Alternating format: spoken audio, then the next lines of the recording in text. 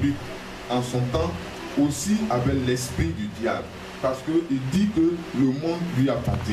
Donc il peut injecter son esprit en tout le monde. Quand vous n'avez pas la protection divine, vous pouvez avoir l'esprit du diable pour faire le mal. Mais les armées du Seigneur, composées dans le céleste, montaient la garde auprès de l'enfant afin que Satan ne puisse l'atteindre. Le diable dut attendre 30 ans pour essayer de dévorer Christ.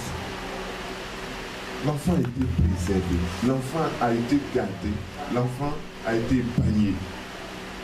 C'est en Afrique, ils sont allés le cacher. Et jusqu'à 30 ans, souvent le vide là, souvent, chacun interprète ce vide là, parce que c'est un vide vraiment profond et très glissant pour les intellectuels, pour les savants. Parce que Jésus, à l'âge de 12 ans, on l'a vu, jusqu'à 14 ans, il a disparu.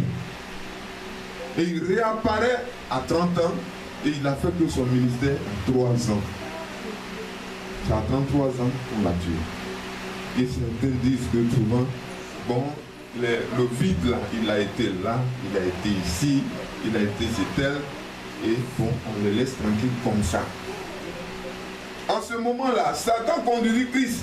Quand Jésus est revenu, il a fait un programme pour commencer le ministère, un programme de 40 jours de jeûne. La Bible dit, il ne mange pas, il ne boit pas. Et lui, il vient le tenter pour le conduire dans le désert, sur les montagnes, pour le tenter. Cependant, Jésus l'a à nouveau battu. Dieu protégea encore une fois son fils en envoyant des anges pour le servir dans le temps de faiblesse physique. Il envoya des esprits démoniaques pour susciter une émeute. Vous avez entendu? Jésus a été tenté. Donc, au début, il y a eu problème de nourriture. Jésus étant fait aussi avec un corps, il y a sa nature humaine et il y a sa nature divine. Amen. Le corps a eu faim. Parce qu'à des moments donnés dans la Bible, on dit qu'il a eu faim. Et là, dans le jeûne, il était affaibli. Le diable savait qu'il avait besoin de nourriture. Il dit que même si tu es fils de Dieu là, prie et change ces pierres-là en pain. Et tu vas boire. Si tu es fils de Dieu, jette-toi. Et il a dit, arrière de moi, Satan. Et il a triomphé de tout ça. Et les anges sont venus le servir. Là, il a échoué encore. Mais il était persévérant. Et là, il y a eu des esprits qui ont été envoyés encore dans le corps des sacrificateurs, des soldats et des responsables politiques et des faux témoins. Finalement, Satan pensant qu'il avait atteint son heure de gloire, il a même maintenant entamé une guerre totale. Quand il a possédé tous ces gens, ils ont arrêté Jésus, on l'a accusé, ils l'ont traîné, ils l'ont frappé comme un voleur. Et jusqu'à ils ont décidé de le crucifier avec des voleurs.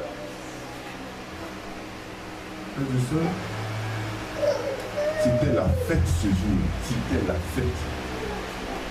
Et on dit c'est à la veille de la Pâque, c'est-à-dire prenons 30e.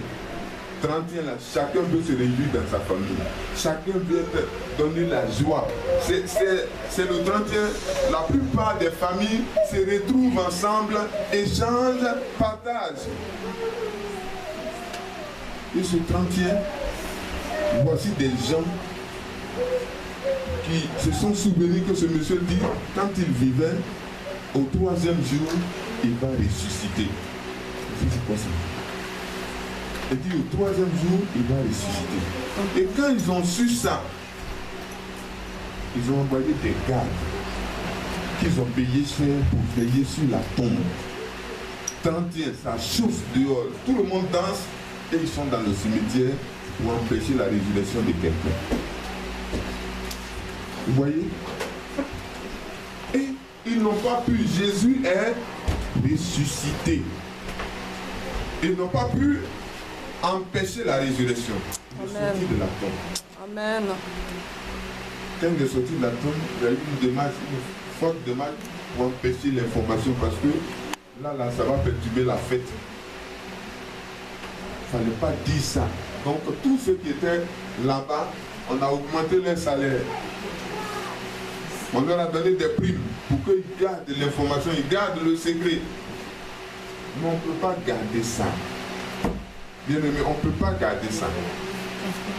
Parce que déjà, on connaît leur économie. Même les gens qui sont dans les marchés, qui vendent dans les supermarchés, ils connaissent les limites des habitants. Et du coup, les gens viennent et ils font des courses avec des chariots, grands chariots comme ça, on ne comprend pas, ils font beaucoup de courses. Ah, ma soeur, mais c'est quoi aujourd'hui là, il y a quoi? Tu as gagné le jackpot? Je dis non. Ah, si tu me vois comme ça, c'est entre toi et moi, les amitiés, c'est entre toi. Il ne faut pas dire ça à quelqu'un. Mon mari était au cimetière, tu connais Jésus là? Ah, ils ont gardé le cimetière et Jésus est ressuscité, il ne faut pas dire. Amen. Quand Jésus est ressuscité, mon mari était un soldat, donc ils lui ont dit de ne pas dire.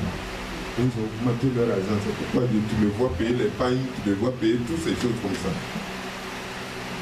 Et dans le marché, quand vous voyez les gens, ne dis pas. Et c'est comme ça a pris toute la vie. Amen. On ne peut pas étouffer ce qui est bon. Amen. Parce que là encore, il constate que c'est un échec. C'est un échec total. Amen. Amen. Vous êtes avec moi? Amen. Cependant, vous connaissez le reste de l'histoire. Hein? Le jour de la résurrection fut pour Satan celui de sa défaite la plus humiliante. Quand Jésus fut élevé au ciel, Amen. Il devint à jamais hors d'atteinte du diable. Amen. Dieu a élevé son enfant et sur son trône de gloire. Il a élevé. Et c'est étonnant. C'est étonnant. Jésus est ressuscité. Et qu'est-ce qui va se passer? Les gens sont étonnés de voir Jésus ressuscité. Amen. En plus, il est assis à la droite du Père. Et la Bible dit qu'il intercède pour nous. Le problème c'est quoi? Quand il a échoué, quand il a vu que Jésus, malgré tout ce qu'il a fait, Jésus est monté au ciel, il n'a pas pu vaincre Dieu, qu'est-ce qu'il a fait? Il a commencé maintenant à viser l'Église. À viser l'Église. Et la Bible dit, quand vous lisez l'histoire d'Apocalypse, on dit qu'il a commencé à attaquer maintenant la descendance des enfants mâles. Il poursuivit la femme qui avait enfanté l'enfant mâle. Et le dragon fut irrité contre la femme et il s'en alla faire la guerre au reste de sa postérité. Et à ceux qui gardent les commandements de Dieu et qui ont le témoignage de Jésus-Christ. Satan retourna sa colère contre l'Église. C'est vous et moi. Quand il a échoué, sa colère est retournée sur nous. Aujourd'hui, c'est la troisième guerre. La troisième guerre se déroule maintenant. Elle se déroule maintenant. Amen. Nous sommes dedans. Il a tenté Dieu au ciel, ça n'a pas marché. Il a tenté Jésus-Christ. Parce que quand Jésus est venu, il a appris que Jésus devait venir sur la terre. Il s'est dit que la terre est son territoire. Si Jésus tente, non. Le ciel, c'est le ciel. Si vous m'avez peur du ciel, ça, c'est le ciel. Mais ici, là, c'est mon territoire. Si vous tentez, vous allez regretter. Mais Jésus est venu, il a battu. Sur la terre même qu'il appelle sa propriété, il a battu là. Amen. Et encore, il dit que même descendre du ciel et venir jusqu'à sur la terre t'affronter, c'est honoré.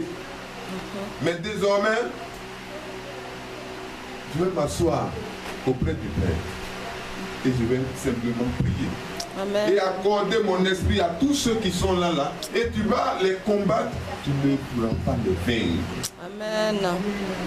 Donc nous qui sommes là aujourd'hui, si nous avons l'esprit de Dieu, nous avons la présence de Dieu en nous, rien ne peut nous arriver. Amen. Amen. Est-ce que tu as l'esprit de Dieu? Amen. Oh Jésus. Vous voyez, donc c'est la troisième guerre. Nous sommes aujourd'hui dedans. Nous sommes aujourd'hui dedans. Et toutes ces lois que les gens votent aujourd'hui, ça est là. Vous voyez, les enfants, aujourd'hui, on ne peut pas toucher les enfants. Nous, on a été disciplinés au village. On a,